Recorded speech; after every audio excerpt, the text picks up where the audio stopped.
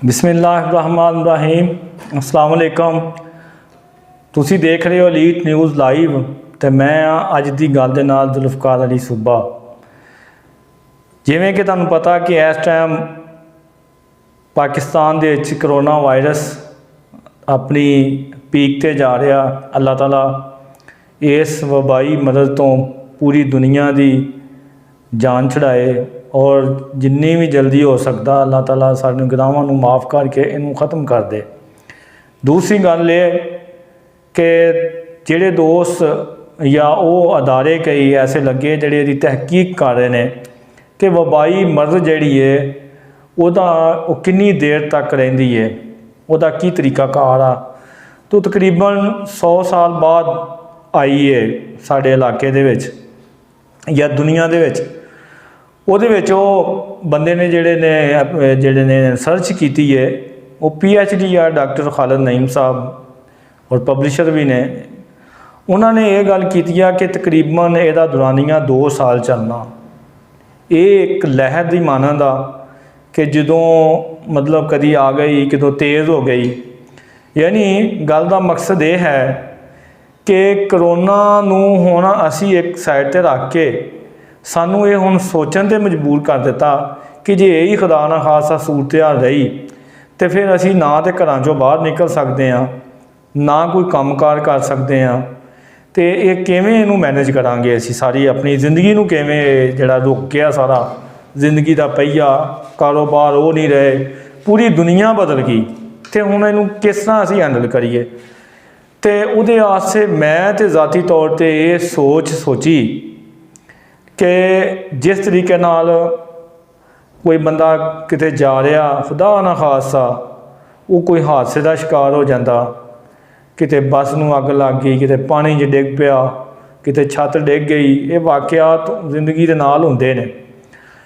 हुण ये चीज़ां नूं अगर वो देखे कि यार मैं बाहर जावांगा तो मेरा एक्सीडेंट ही ना हो जाए, मैं फलां जगह ते जाऊँगा तो यह काम ना हो जाए, वह नुकसान ना हो जाए।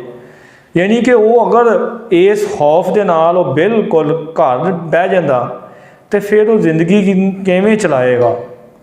लिहाजा सानू हुण जिन्ने भी हुकूमत ने इकदामात कीते ने हिफाजती तदाबीर दसियां, मास्क चढ़ाओ, हैंड सैनीटाइज़र आ वो इस्तेमाल करो, 6 फुट का कम से कम फासला रखो, सोशल डिस्टेंसिंग जिन्होंने आते ने, मास्क जड़ा वो वसा ही ना खाओ वो लाजमी लाओ।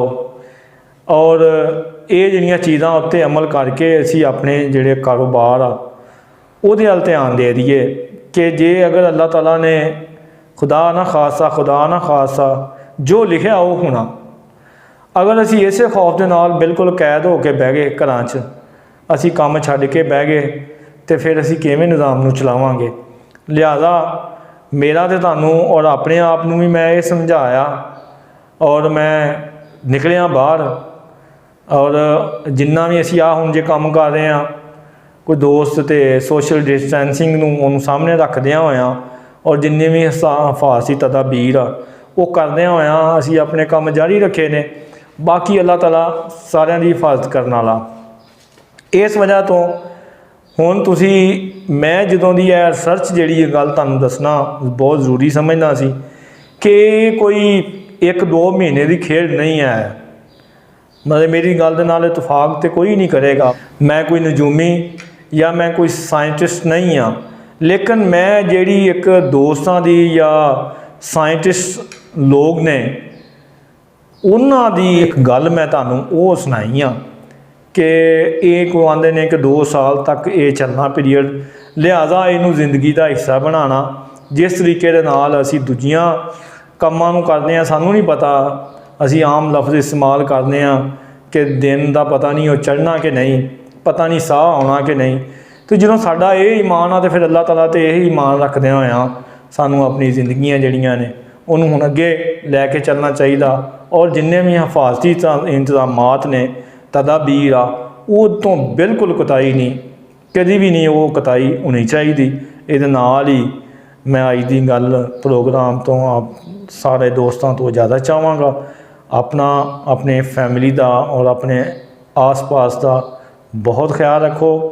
साडा चैनल आ उन्होंने सबसक्राइब करो और हर रोज़ वीडियो देखना वास्ते बैल आइकान घंटी बनी उन्होंने पुश करो, लाइक करो, शेयर करो। ये नाल ही मैं इजाज़त चाहवागा। अस्सलाम वालेकुम।